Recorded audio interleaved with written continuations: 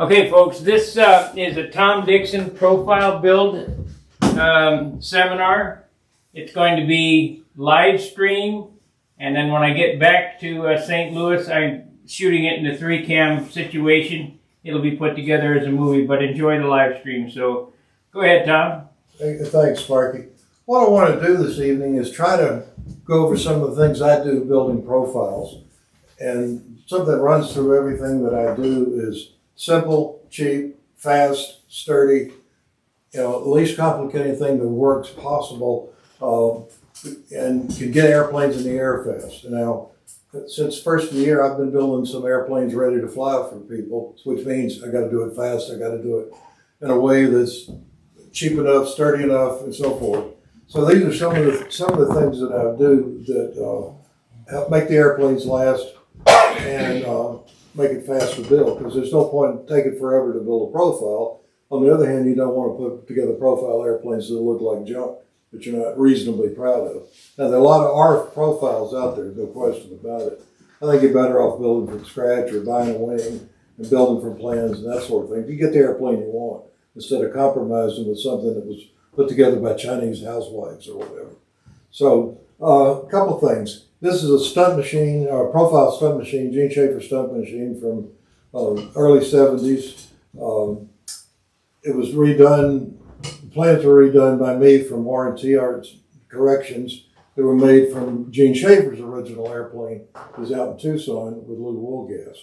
So had an extra wing laying around and threw the airplane together to fly up here. So I incorporated some of these things I'm going to talk about in it. So start with fuselage. One of the things that I always do, and if you're a scratch builder or a kid builder from way back, most kits you would get, I don't know if you've got this on the camera, Sparky, you look at some of them, the motor mounts come back in the end right here. Mm-hmm. All of mine, on the kits that I sell, airplanes that I build, one motor mount ends about here, other one ends about here. Not all the way down here, but they're staggered. So they don't have a stress point where when that front end flexes, it's not all in one place. It spreads out the strain, so you're not liable to get the nose bouncing back and forth. The other thing is the inboard cheek. This is 3/8 balsa that's hollowed out for the gear mount at the bottom. And it's not on there for looks. It's on there to further stiffen that joint at the front end of the fuselage, again, to keep it from waving back and forth. And it's important to have that tied in. I've seen some airplanes out here, some electric airplanes, of course, not really an issue, but they'll have the cheek on the inboard side, and yet there's a gap between it, or it's just like it was just thrown together without any real attention to structural integrity of the airplane. The fuselage, 1/2-inch balsa sheet, and it's fiberglass with 0.5 ounce fiberglass, which is on your list here somewhere. I get it from a place called CST Composites, I think it is, out in California. You get a whole roll for like $20. It's ridiculously cheap.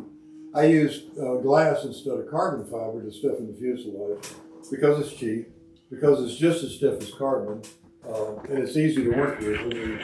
When I fiberglass the fuselage, I do it before to clean the tail around, of course. Lay the fuselage down, lay the glass on it, mix up some 5-minute epoxy, thin it with denatured alcohol, paint it through the glass, go around the edges to make them a little bit harder, let it set for 20 or 30 minutes, trim the glass off with 220 paper, flip it over, do the other side, let it set for 20 or 30 minutes, trim it off, put another thick coat of epoxy, 5-minute epoxy with the alcohol on it, let it set 24 hours, come back, sand it with 80 grit to break the glaze on the epoxy. 80 grit to 20 grit dry. You can put some primer on it if you want to then. I wait till I put the airplane together, and then it's ready for paint. It's stiff, it's strong, it's fuel proof, and it's fast. And doing operations like that, I usually do them before I go to bed at night, so the next day they're ready to do whatever the next step is. The wing's a foam wing. It's sheeted with 16th balsa. It's silk span with dope as a base on the wing itself. The rest of the tail surfaces and everything are covered with exam table paper that you can get from Amazon. It's called Exam table paper crepe. You want the crepe stuff, CREPE. There are other exam table papers, but they're slick and they won't take dough. The exam paper is not as porous as silk span, but the flip side of that is it fills faster than silk span. It's not as good around compound curves and stuff, which is why I use silk span on the wings, get around the tips and so forth and so on. Put it on exactly like however you put silk span on, you can use the exam table paper exactly the same way. It's cheap. I've got a box like this by so long. It's got, must have had 30 rolls in it. And I got it for like $25. That's enough. I've given them away all the time. It's enough for a lifetime to build an airplane. One roll will do 4 airplanes. At least. Yeah. At least. I mentioned the dope base, nitrate dope, silk span, and then rattle can primer that comes from Harbor Freight. It's called sandable primer. It's really the exact same thing as the old, Napa primer that we've used for years. Rattle it, spray it on there. I let it dry overnight. I just ladle it on the airplane, let it dry overnight. Come back, dry sand it lightly with 220. 320 until you begin to see the base come through the other side. And then wet sand it with 400. And then I put the airplane together. I'll spray a couple of coats of nitrate on it just to kind of lock everything down. Spray the color. Striping, this is striping tape from SIG or whoever sells it. Then the clear coat, you're asking about the clear coat on it. This is from Southern Polyurethane. All the hot rod people call it SPI. If you're in the automotive industry, everybody knows what SPI is. And so it comes out of Blairsville, Georgia. I like using it because it's a local product. I also like using it because it's a good deal cheaper than a lot of the big names. And a lot of the hot rod custom car finishers use it for the same reason. The clear has 4 different activators. Very fast, slow, and very slow. And the way I put it on this airplane, I mix up probably, I don't think how much you use, because it's probably 1 ounce of activator, 1 ounce of the clear polyurethane, 1 ounce of butyrate thinner. And it's the clear is supposed to be mixed 1-to-1. I mix it with thinner just to thin it out some more, make it easier to spray it. Spray it with a Harbor Freight touch-up gun. I'm not trying to go for a buffed out fancy finish. This is 1 thin coat sprayed with a touch-up gun as it came out of the gun. On top of it, sprayed on top of the trim, the stripes and so forth. What I'm trying to do is make it shiny a little bit, make it feel proof. But the great advantage is I can paint dope when it's raining. It can blush all over the place. Come back with the polyurethane the next day, takes the blush right out of it and leaves it looking like that. Time saved. You know, this idea of waiting forever till a good day when you can paint is ridiculous. If you use the polyurethane clear coat, then that's another reason having butyrate thinner in it. The moisture comes right out of it. Of course, the polyurethane cures chemically, and I use the slow catalyst most of the time, and it's tacky in 15, 20 minutes, but you really don't want to handle it, pick the airplane up, move it around for 5 or 6 hours. If you're going to be buffing the paint out, if you put enough on the buff it, you can buff it out the next day, sand it, cut it off, and polish it up the way you want. But that's sort of about the way the airplane is constructed and the way it looks. What I kind of wanted to emphasize tonight was some other quickie things I've come up with. A lot of people in the control systems have been doing what I've been doing, which is taking the horns and mounting them on the RC horns and mounting them on a piece of plywood, because these horns, of course, will rip out of balsa. I found that out the hard way, like everything else I know. A lot of the old kids show you the horn mounted on top, screws go through, the backing plates on the back. But for a control line airplane, it'll rip right through, especially the lighter the balsa you know. So for 30, 40 years, I mount them on a piece of plywood, just hollow out a section underneath on the flap or the elevator, and just glue it on top. You want to make sure the holes in the horn are lined up with hinge line, just like any other horns you could do it. You can also inset them into the surface, which makes it look kind of neat, you know, and just be sure the holes you're using correspond with whatever control ratios you want. If you want 1 inch drive from your bell crank to the horn, measure up 1 inch or sink it as far as you want. But otherwise, if you're building everything on top, you're going further and further away from the actual center. Because on a 1/4 inch flap, you're already an 1/8 inch away from the center. So you don't want the horn, I use a 1 inch, so that leaves you 7/8 to work with to come out to a 1 inch drive, and then it's 1 to 1. Now, something I came up with later, I'm sure it can't be an original idea, was instead of using the stupid little screws that come with the horns, these are servo mounting screws that they sell. I don't know what to call it. These are from Microfasteners. It just calls them, servo screw set, number 2 by 9/16. And of course, these are trimmed off on the back. This hasn't been trimmed yet. I'll pass that around. The advantage there for me is I put the airplane together, and I'll talk about that in a second. Get everything lined up and take the control system off the airplane. Then I can sand, paint, do the fillets, screw it back on there. If I want to paint it with the airplane, I'll put it back together and paint it. But it's hard to work with it, you know, finishing it if you've got it built into the airplane. But the servo screws make it a hell of a lot. It's just a 256 socket driver. And zip, zip, zip, zip, and they're off. Instead of trying to do those tiny little stupid screws where the screwdriver always slips out and sticks in something. Yeah. Don't those servo screws have a little built-in washer on the head? Yeah, too? you'll see. It's got the socket, but it's got like a little flat on the bottom of it. You can also use, I've also used round head button head screws. They use the same wrench as a wheel collar. They're pretty and they're nice. This is actually easier because it's like ham-fisted. You can take it apart, put it together.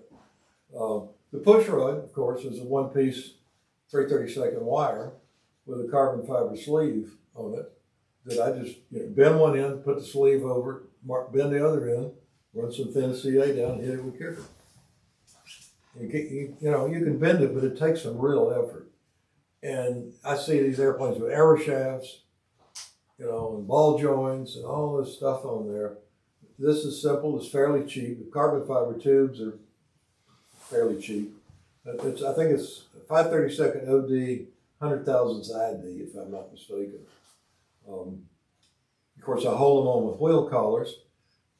And if you're trimming an airplane, new airplane, you want to move stuff around, you can take the collars off easy. Normally, I just put the wheel collars on permanently and put 5-minute epoxy on the set screw and the end of the wire, just as an extra safety precaution. Again, putting airplanes together, I see all these ball joints, and also in Brodak kits.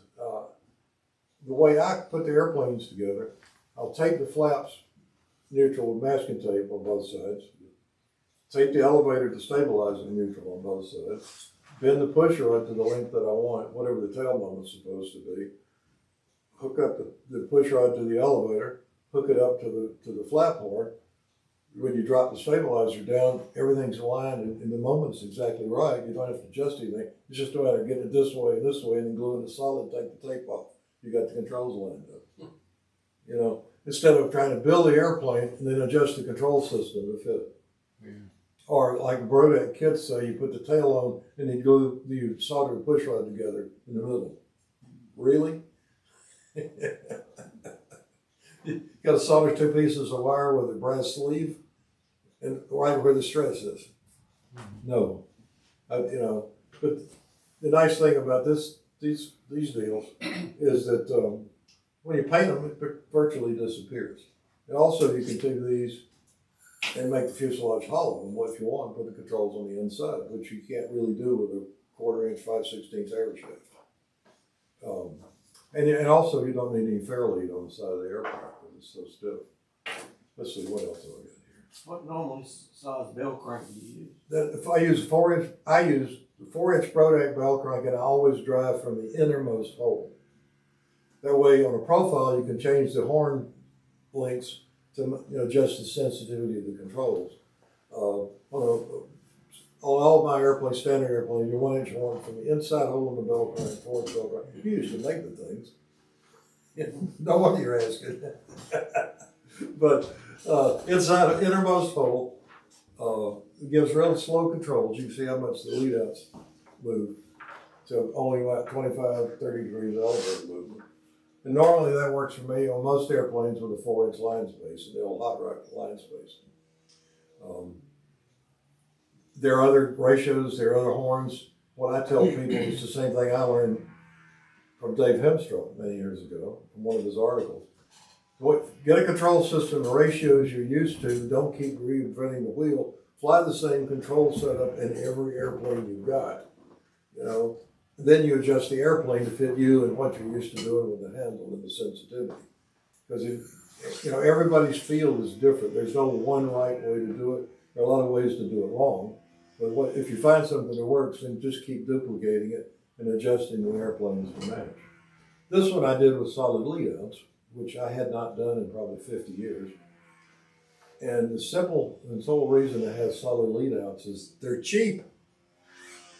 You know, 2 pieces of 1/32 wire is a whole lot cheaper than the brass plated Sullivan cable that's $8 or $9 for like 6 feet of it now.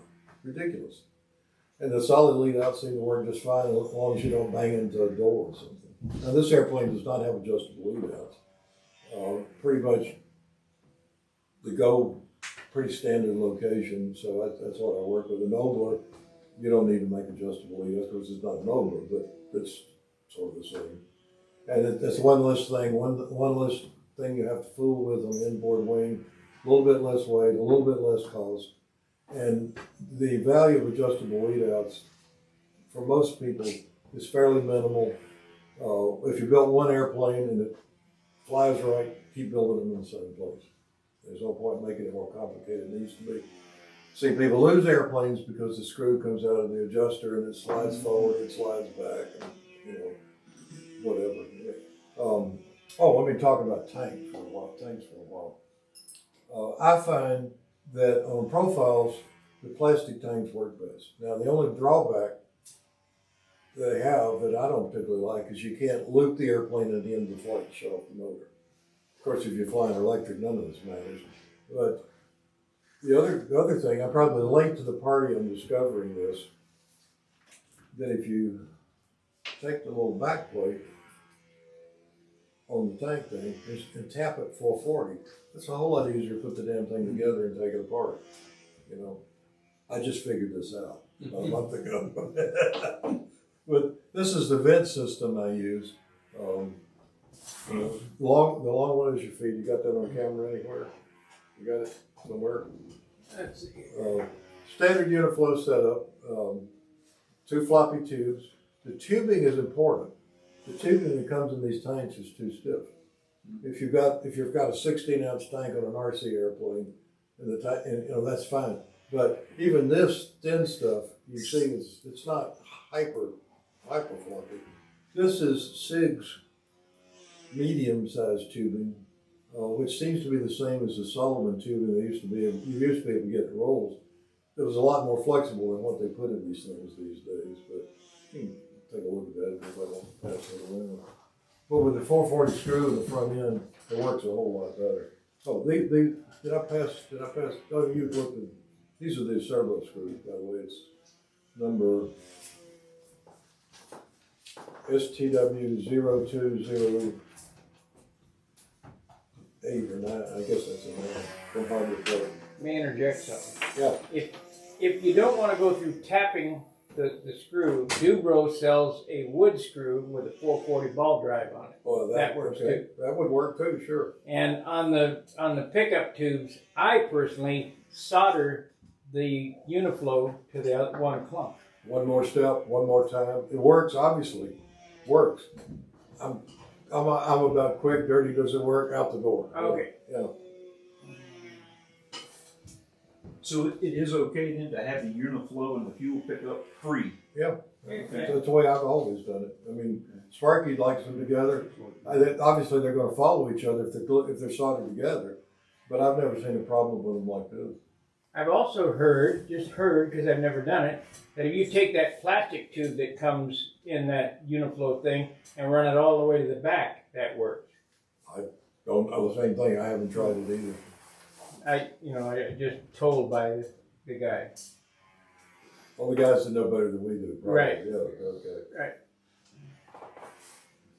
But yours has worked for you for how many years? And mine's worked for a zillion years. Yeah, but if it ain't broke, don't fix it. Yeah. Now, one of the things I see with lots of people in kits, they show a tail wheel. Now, the wire comes up, goes up in the fuselage like this, got the wheel on the end, and that's the way it's shown on the plane. Mm-hmm. This is what I do. I don't know if you got that on camera somewhere. See the red dot? That's where you point it. There you go. The reason for that is if you do this and it ever comes slightly loose, it'll pivot away from the fuselage. Even if you got a slot here, you're sticking a hard balsa, a piece of music wire into hard wire into soft balsa, relatively speaking. So what I do with this, I make this hole usually with just an awl or sometimes 440 wrench if it's laying around, just poke a hole in it. Then I make a knife slot here, stick it all together, then put a piece of 16th balsa wedged in here, then dribble thin CA in slots. Let it go off by itself. Then trim this off, put fiberglass on top of it, and it ain't coming off of it.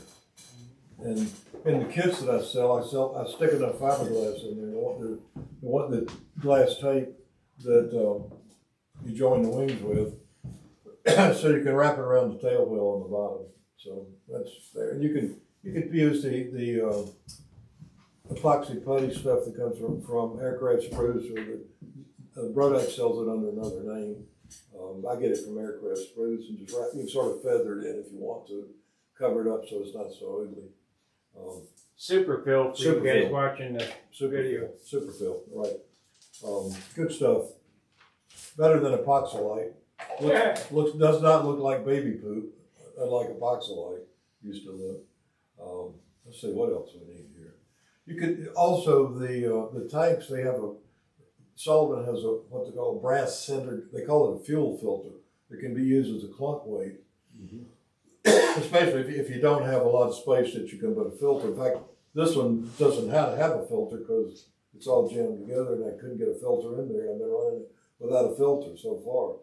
I just never took the tank apart to put one of those things on it instead to be the filter inside the tank. That works okay.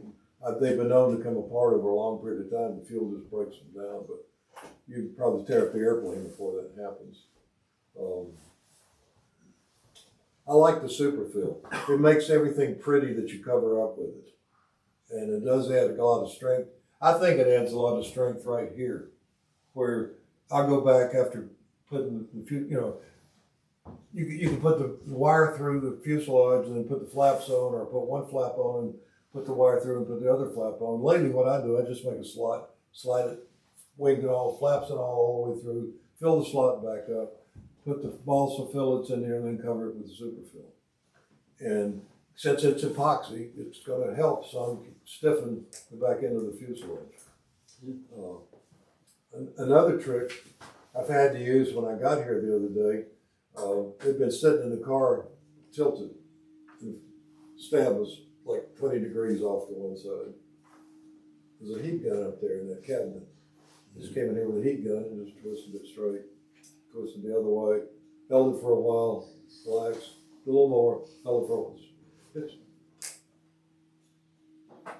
pretty damn straight now, compared to where it was at least. And I do that a lot. Sometimes I'll put the airplane together. Sometimes I might make a misalignment, Same thing, even when it's in the paint stand, heat gun, twist, I can do that with full fuselage.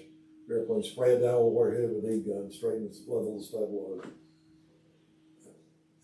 I'd build a sledgehammer if I could.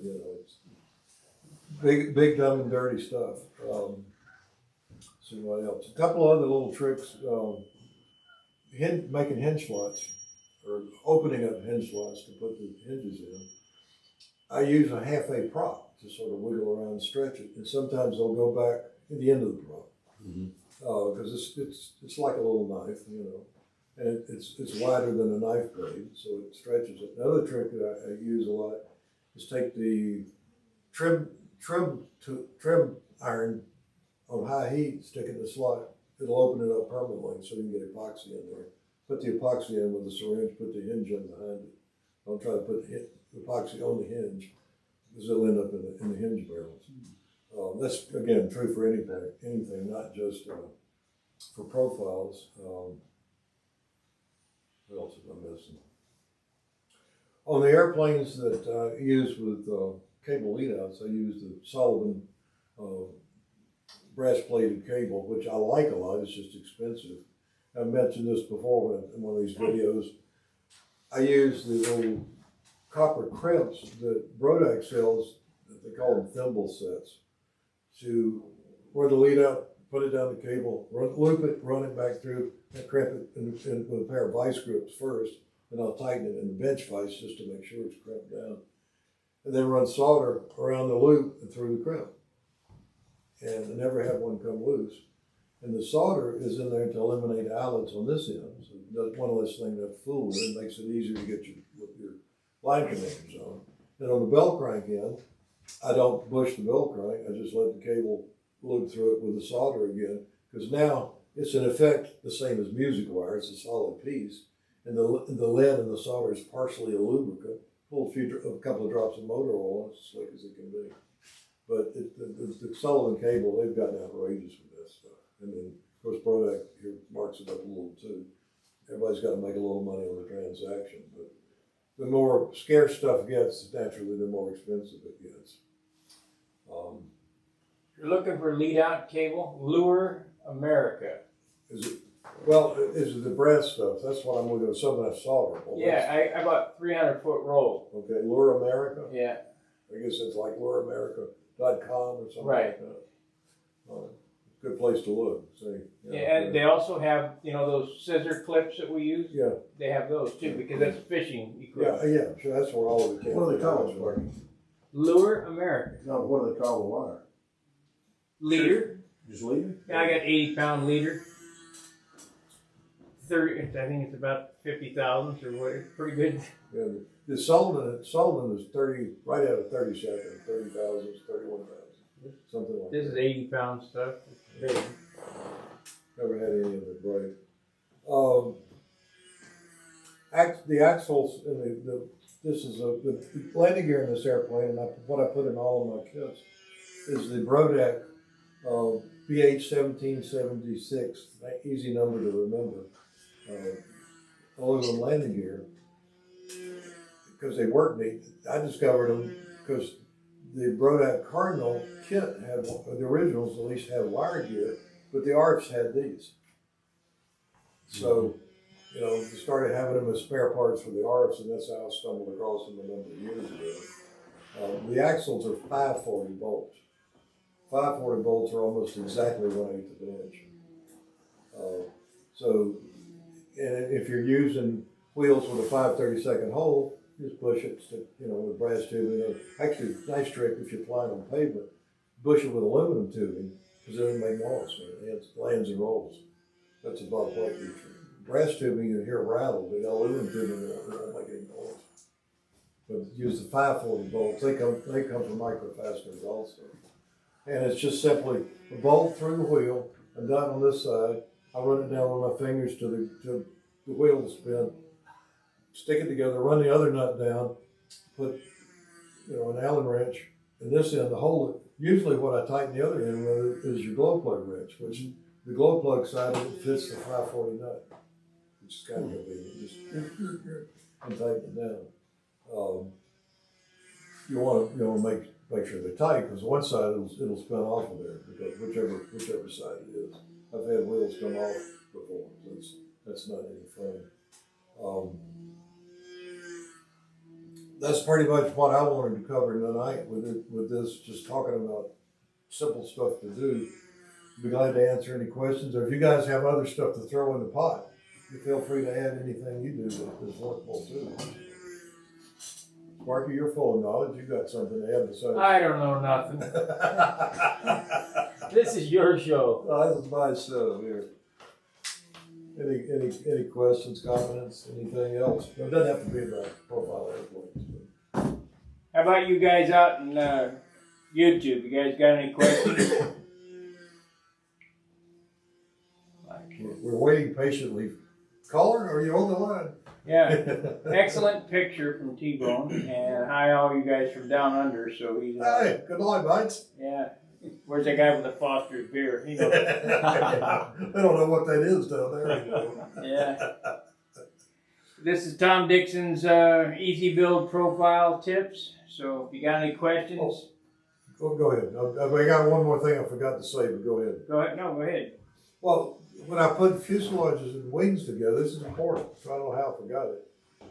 I make sure that the slot where the wing goes in is slightly oversized. I want it to be sloppy. Then I put little wedges of wood. It's like hanging a door. You know, you put little pieces of wood to get it centered and tacking it with CA to get it where I want.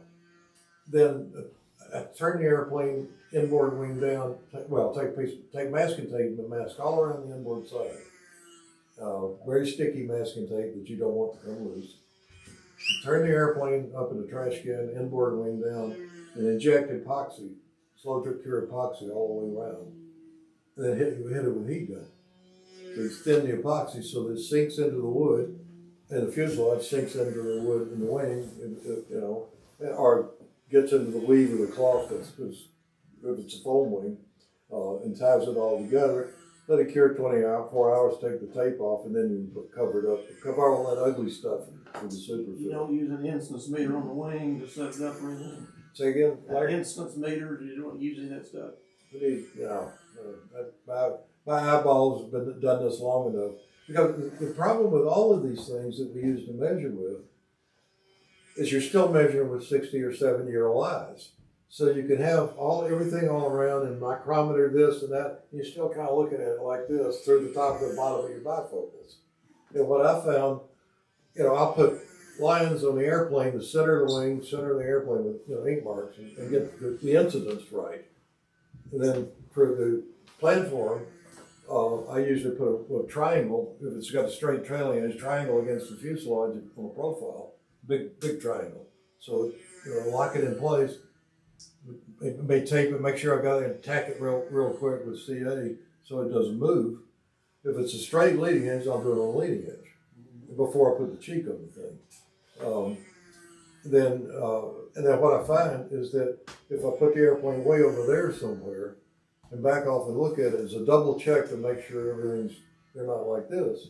I'm not too worried about is the fuselage tilted slightly. That's not going to affect anything aerodynamically. I mean, like from frontal view. But platform view, I want the hinge line perpendicular to the fuselage. Let me answer this guy's question real quick. He asked me, do I use pressure on tongue mufflers? I do. You don't have to. I don't have it on this, and this Right. is a tongue muffler. Right. It's pressure. Pressure, the way we use it, I find it handy on a full fuselage airplane, so that when I crank it inverted, the fuel doesn't run out on the ground while I'm cranking it, because the tube goes up, and that's about the most useful part of the pressure line as far as I'm concerned.